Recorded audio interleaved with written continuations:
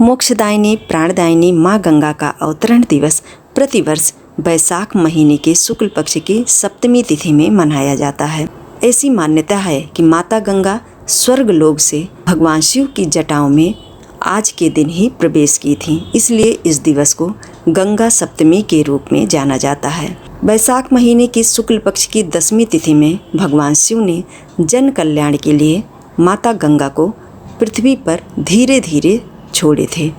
जैसे कि माँ गंगा का वेग का प्रवाह बहुत अधिक था और सीधा यदि वो पृथ्वी पर ऐसे बहती, धरती को वो अपने जल में ही समाहित कर लेती।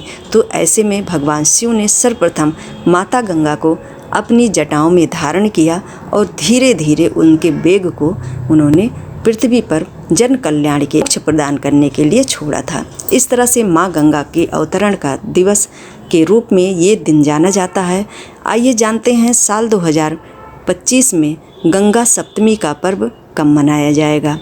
माँ गंगा की प्रसन्नता के लिए आज के दिन माँ गंगा की आराधना पूजन कैसे करें, आज के दिन कौन कौन से ऐसे उपाय हैं जिन्हें हमें विशेष रूप से करना चाहिए। साथ ही जानेंगे कि आज के दिन पूजन का शुभ मुहूर्त कब से कब तक है, स्नान का समय कब और कैसे करें, दान पुण्य कैसे करें, क्या करें, इन सभी बातों पर हम इस वीडियो में चर्चा करेंगे। वीडियो आपके लिए हेल्पफुल लगे लाइक शेयर करना मत भूलिएगा। चैनल पर यदि नए हों तो सब्सक्राइब भी कर दीजिएगा।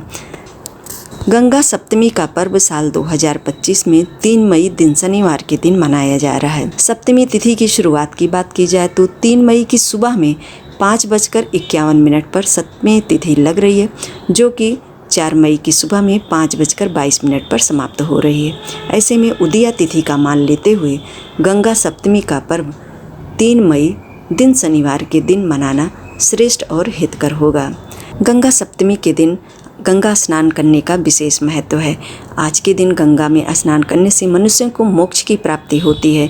यदि आप नहीं जा सकते हैं तो अपने घर के नहाने के पानी में गंगा जल काला तिल डाल करके स्नान करना चाहिए। स्नान करते समय माता गंगा का अधिक से अधिक ध्यान करें। उसके बाद अपने पूजा मंदिर में या चौकी लगा करके स्वास्तिक बना करके कटोरी में गंगा जल रख करके विराजित करना चाहिए। आसन आप फूल या चावल का दे सकते हैं। साथ ही एक घी का दीप जलाएं, चौमुखी बाती का, और सर्वप्रथम सभी देवी देवताओं को गंगा जल से स्नान कराएं। भगवान शिव का विशेष रूप से आज के दिन गंगा जल से अभिषेक करना चाहिए।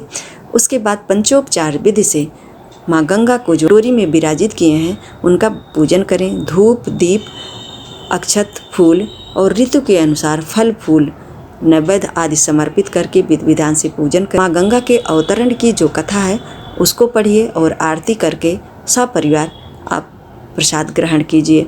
क्षमता के अनुसार आज के दिन वस्त्र, अन्न, जल, फल दान भी करें। इस तरह से सूक्ष्म तरीके से आज के दिन अपने घर में माता गंगा की प्रसन्नता के लिए पूजन करें। पूजन करने के उपरांत हो सके तो व्रत रखें, नहीं तो सात्विक भोजन आप कर सकते हैं। लहसुन, प्याज आदि का सेवन आज के दिन ना करें। गंगा सप्तमी पर बहुत सारे शुभ योगों का निर्माण भी हो रहा है। ऐसे में स्नान का जो शुभ मुहूर्त है सुबह में 6 बजे से लेकर के 10:58 तक के बीच का समय है, और वहीं पर पूजन करने का जो शुभ मुहूर्त है वो अभिजीत मुहूर्त अतिश्रेष्ठ रहेगा, यानी 11:52 से लेकर के दोपहर में 12:45 तक। दान पुण्य दोस्तों आप सुबह में 6 बजे से लेकर के पूरा दिन आप कर सकते हैं। शाम को दान नहीं किया जाता है, दिन में ही कर लेना श्रेष्ठ होगा। गंगा सप्तमी के पावन पर्व पर भक्त अपनी मनोरथ को पूर्ण करने के लिए बहुत सारे उपाय भी करते हैं। उन्हीं उपायों में से एक उपाय है कि आज के दिन जल को एक तांबे के पात्र में रखिए और उसमें केसर डाल दीजिए, और घर के जो उत्तर पूर्व का जो कोना है वहाँ पर ले जा कर के रख दीजिए। और माता लक्ष्मी का जो मंत्र है, जैसे ओम श्रीं ह्रीं क्लीं महालक्ष्मी नमः, इस मंत्र का 108 बार जप करें। ये बहुत ही प्रभावशाली उपाय के रूप में जाना जाता है। आज के दिन इस उपाय को यदि आप करते हैं तो आपके घर में धन समृद्धि की वृद्धि अवश्य होती है। दूसरा उपाय है दोस्तों कि तांबे के कलश में आप गंगा जल भर लें और उसमें आप काला तिल डाल करके शिवालय जाएं। बड़ा सा एक कलश ले लें, छोटा ना लें, और भगवान शिव के मंत्रों का जप करते हुए, जैसे ओम नमः शिवाय, बोल करके फिर 1 ड्रॉप गिराएं। ऐसे करते हुए 108 बारी ओम नमः शिवाय बोल करके 1-1 ड्रॉप आपको जल भगवान शिव को समर्पित करना चाहिए।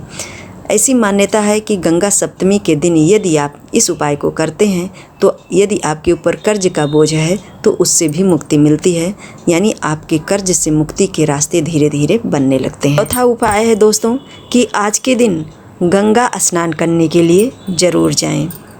गंगा तट पर स्नान करने के उपरांत अपने पितरों के निमित्त आपको तर्पण करना चाहिए और सादा अन्न, तिल और वस्त्र किसी ब्राह्मण देवता को आज के दिन आप दान करें।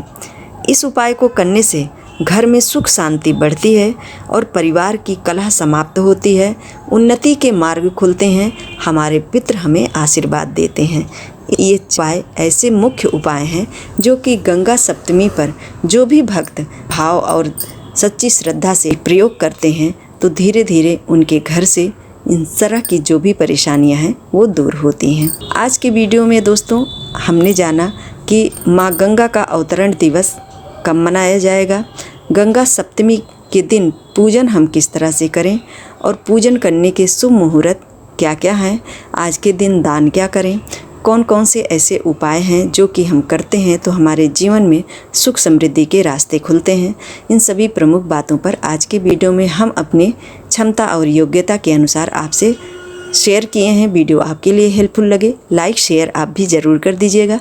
यदि आप चैनल पर नए हों तो सब्सक्राइब कर दीजिएगा। जय श्री कृष्णा, राधे राधे।